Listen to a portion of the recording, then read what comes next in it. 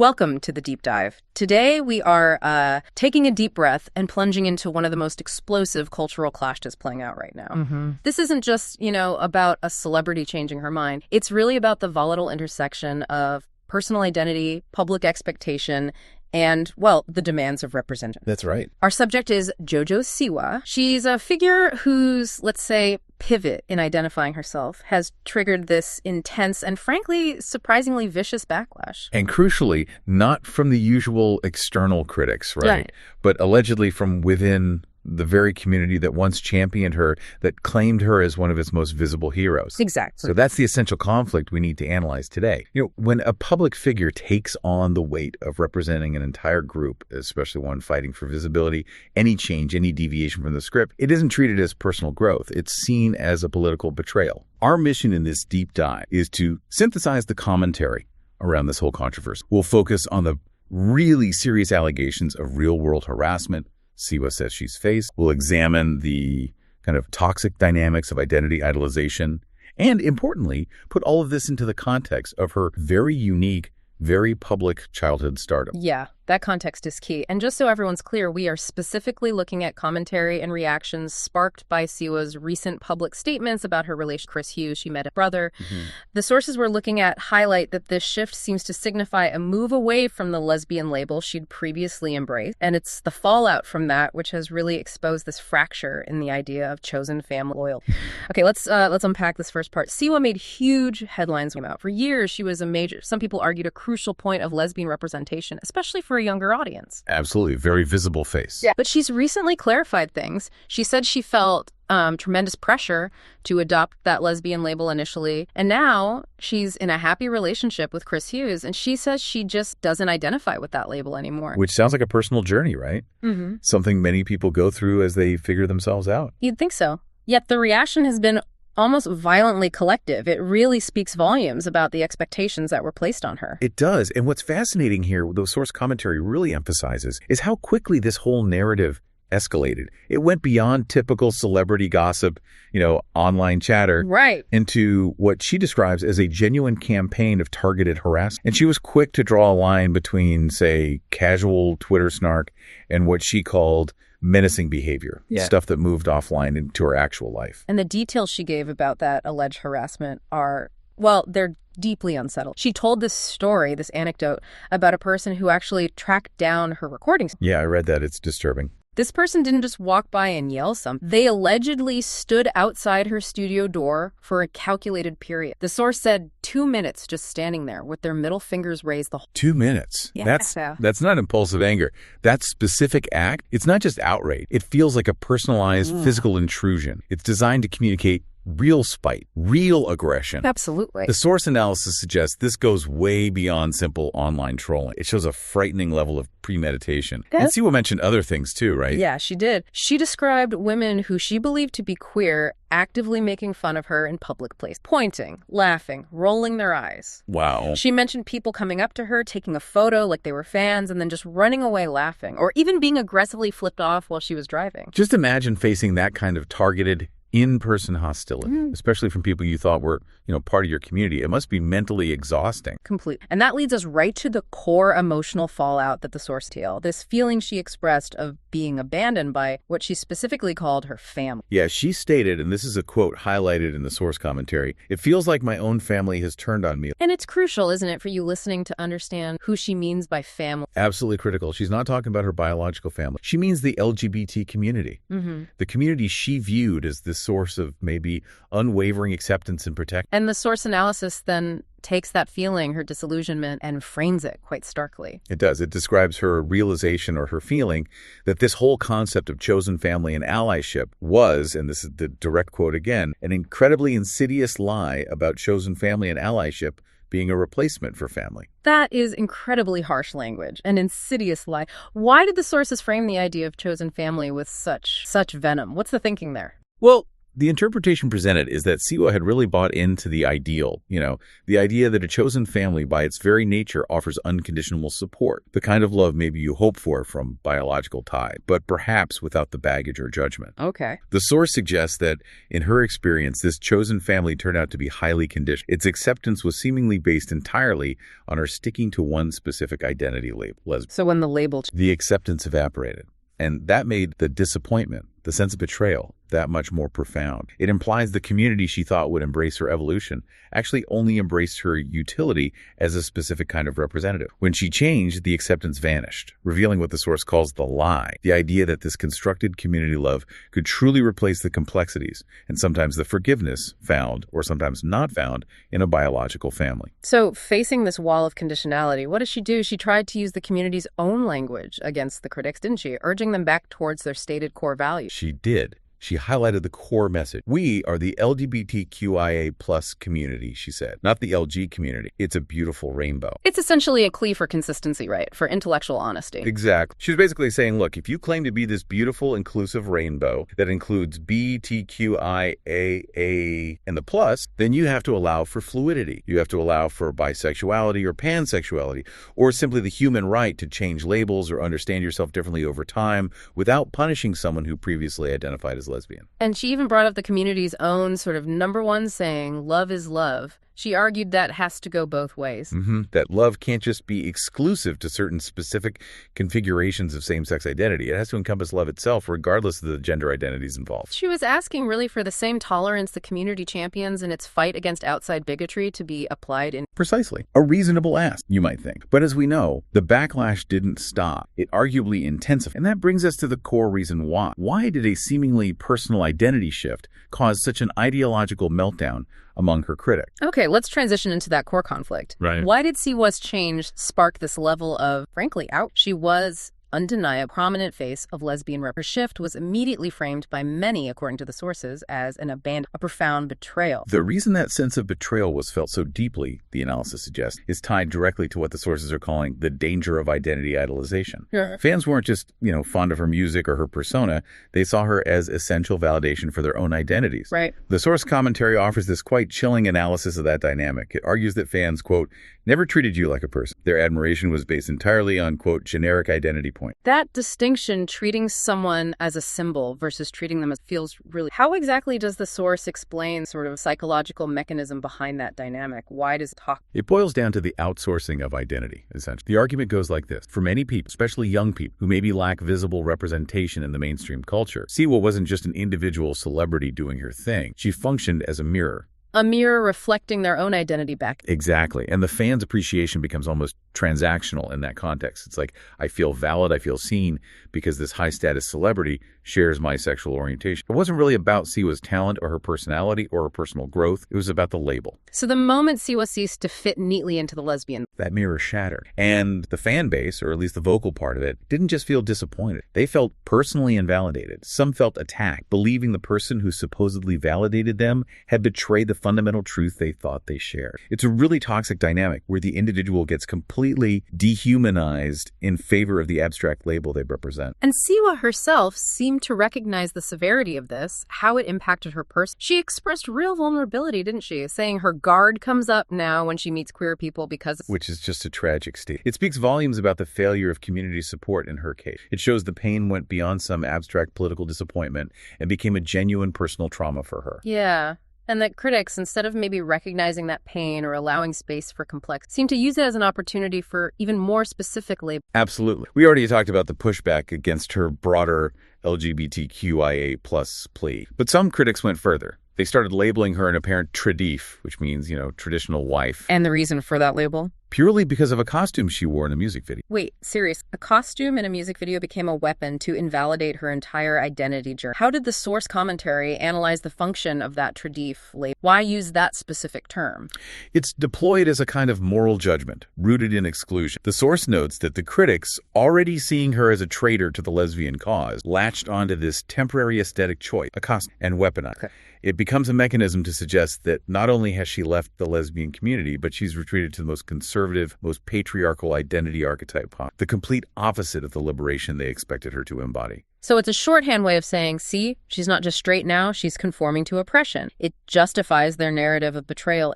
Exactly. Even if the premise, a music video costume, is, frankly, utterly ridiculous when you think about it. And what about the debate over her actual current identity? The sources say commentators dismissed her subsequent openness about identity fluidity. The idea she might be implicitly pansexual, even if she hasn't used that specific term herself, they dismiss that as just clinging to the identity, stay relevant. That's another key critique that the sources highlight. The argument from critics goes something like this. Since she was so young when she first adopted the lesbian label, she wasn't fully formed, she hadn't reached, cognitive maturity or developed adult discretion. Great, she was a teenager. Therefore, any subsequent shifting towards fluidity or exploring other labels is interpreted cynically. The critique is basically, you didn't really know who you were then, so you shouldn't be speaking with authority on it now. And you certainly shouldn't be taking up space in the community if you're not going to stick to the role we assigned you. It's like they demand discretion and humility from her while simultaneously refusing her any space for growth or change. It's an impossible standard to meet, especially for someone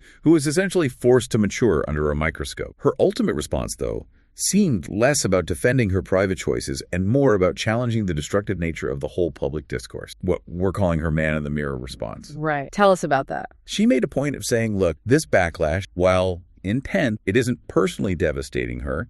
She actually said, I promise I'm very happy, I'm very loved, I'm in a great place. Okay. But her concern was directed outward. She explicitly stated that this vitriol, this online hate, is affecting people younger than the critics, young people who are watching this public rejection play out and absorbing the lesson that maybe chosen family is conditional and identity change is punishable. And she actually referenced Michael Jackson. Yeah, she encouraged critics to, quote, take a look at yourself and make a change. It wasn't just her telling them to stop harassing her personally. It felt like she was urging them to recognize the toxicity they were injecting into their own community spaces. It's a plea for internal scrutiny. Exactly. The negative energy being aimed at her, regardless of whether she personally feels okay, creates a chilling effect. It sends this powerful negative message to young people who might be exploring their own identity. If you dare to evolve, if you dare to realize that a label you chose at 19 doesn't quite fit at 21, you risk being publicly exiled and dehumanized, even by those who claim they're fighting for inclusivity.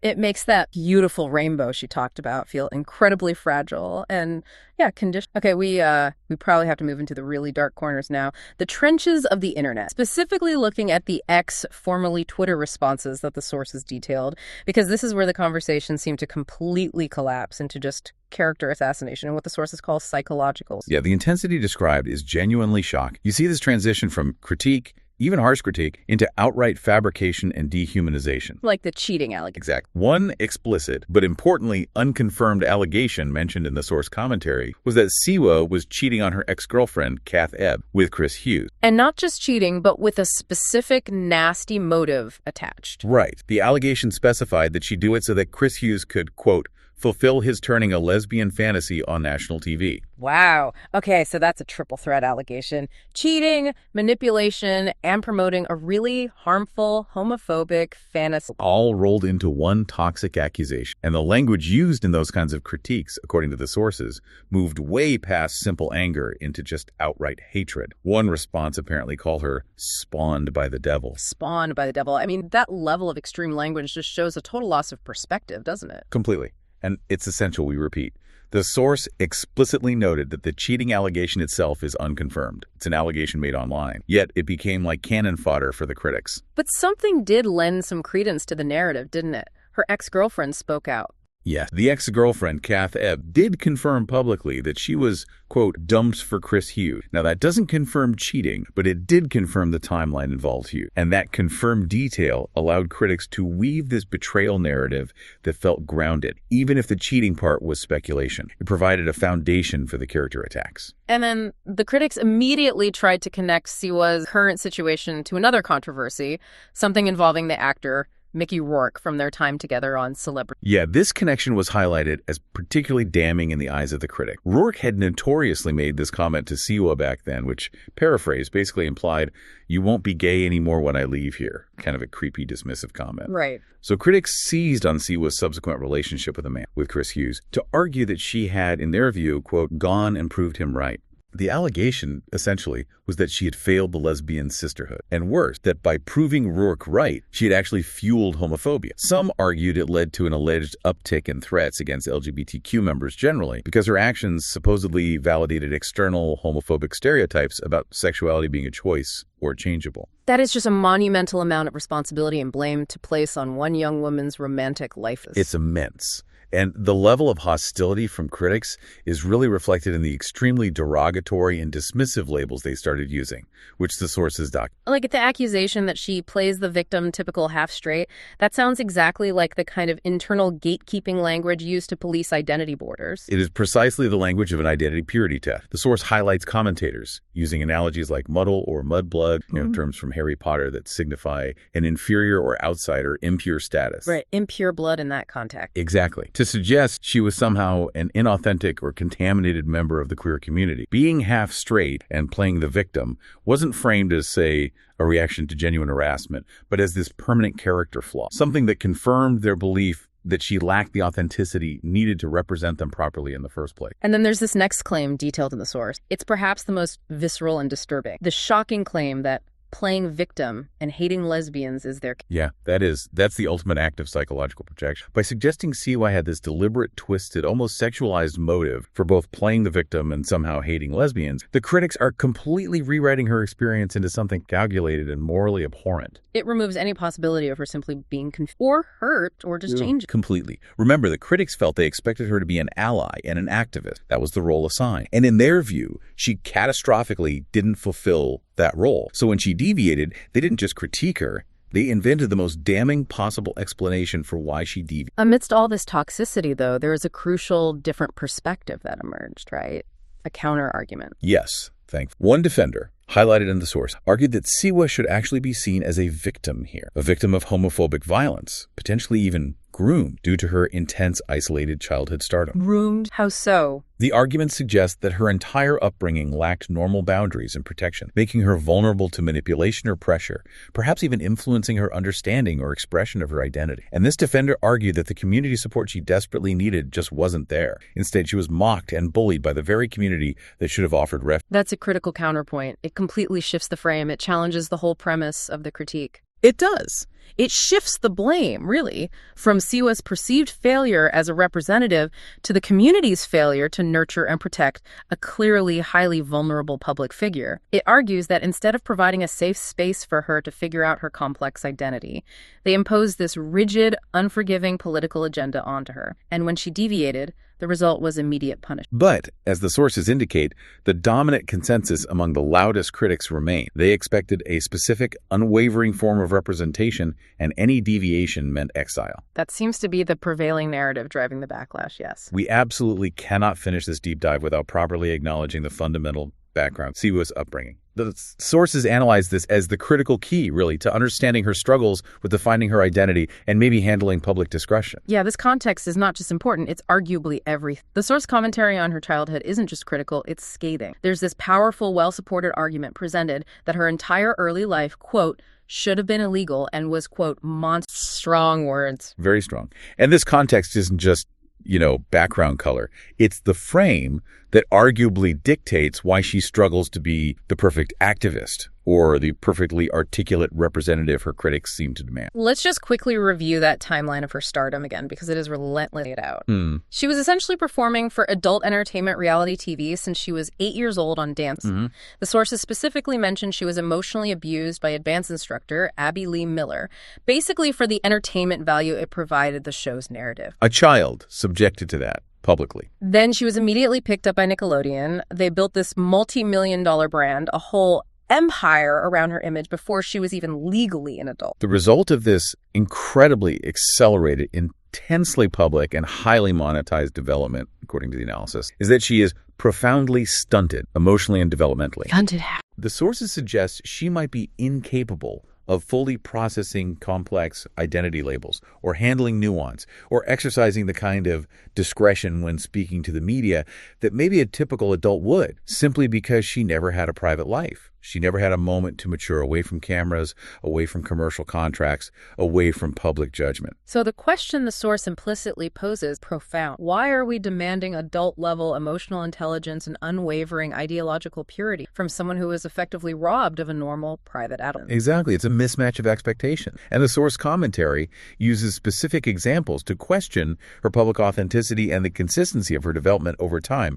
We need to remember that incident from 2024. The fireball incident. Yeah, where she admitted that her viral moment, fake drinking fireball on stage, a moment that got her immense attention, by the way, was actually a fake persona, something put on entirely for attention. Okay, and why is that specific incident critical in this context? Because it potentially reveals a learned pattern of behavior. If a child star is trained from the age of 8 that performance and attention are the only metrics that truly matter, and that their authentic personality is secondary to their brand, well, it seems almost inevitable that they might adopt and discard labels based on the current utility those labels offer for generating attention. Whether those labels are behavioral, like pretending to drink, or identity-based, like sexuality. Potentially, yes. This pattern undermines the critic's demand for this authentic, unshakable, consistent identity. The source argued her whole public existence has been, to a large extent, a curated, monetized performance. How can we demand unwavering authenticity from that foundation? And this leads us directly into the source's broader cultural critique, this phenomenon of the celebrity mirror. This idea that our culture seems almost desperately obsessed with looking at celebrities to be some type of mirror for their personality traits.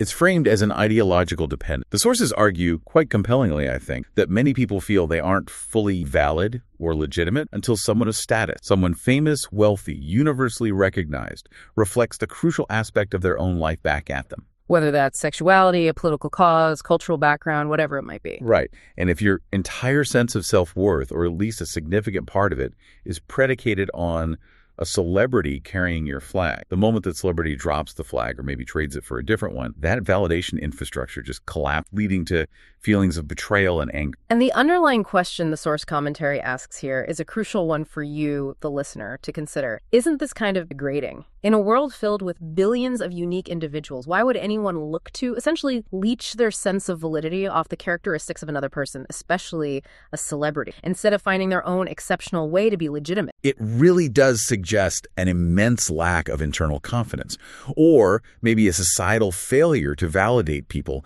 outside of these high-profile figures. It speaks volumes to the outsourcing of self-worth. Yeah. And to really drive home the tragic nature of this specific situation, the sources draw this final, powerful parallel. They compare JoJo Siwa to Gypsy Rose Blanchard. That is a staggering comparison, given the incredibly dark and abusive history. The source states that Siwa and Gypsy Rose Blanchard, quote, exist in the same place in the commentator's mind. How is that just? The shared condition, according to the analysis, is not the specific type of abuse endured.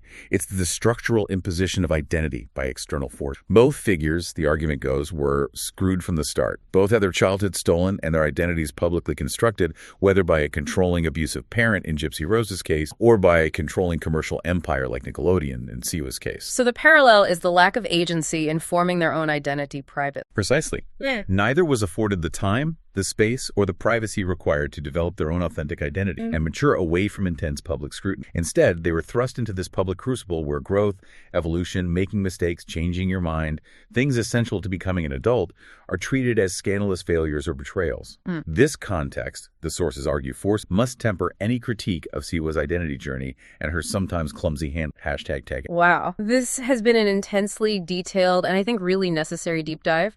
We've thoroughly analyzed the specifics of the JoJo Siwa controversy, moving from those disturbing allegations of real-life harassment and the stunning cruelty of some critics, through the whole psychological mechanism of identity idolization and betrayal, and finally grounding it all in the truly unforgiving complex child. Yeah, and the key takeaway for you, the listener, from synthesizing these sources is really the intersection of all these powerful forces. This incident provides a really potent and frankly painful case study in the limitations and perhaps the dangers of celebrity representation. Right. It shows how, when the idea of a chosen family becomes predicated more on political utility or shared labels rather than unconditional love or understanding, the fallout from deviation can be even more brutal than attacks from outside the group. The unforgiving nature of the public eye, amplified by social media, effectively stripped Siwa of her basic human right to personal evolution, to simply change and grow. And so we leave you with this final provocative thought, derived directly from the source commentary the sheer level of vitriol and intolerance directed at Siwa allegedly from within the LQ plus community itself, seems to prove something uncomfortable. That even within communities that champion empathy and inclusivity, the intense desire for ideological conformity, for unwavering representation, can generate a form of hatred just as brutal, just as exclusionary, and just as unforgiving as any external prejudice. So the question becomes, how does the legitimate, important quest for representation become so absolute, so demanding, that it ends up stripping the represented person of their fundamental humanity, their right to be complex, to be unsure, to change their mind? Something to consider the next time you or we hold up any public figure as a perfect mirror of our own identity.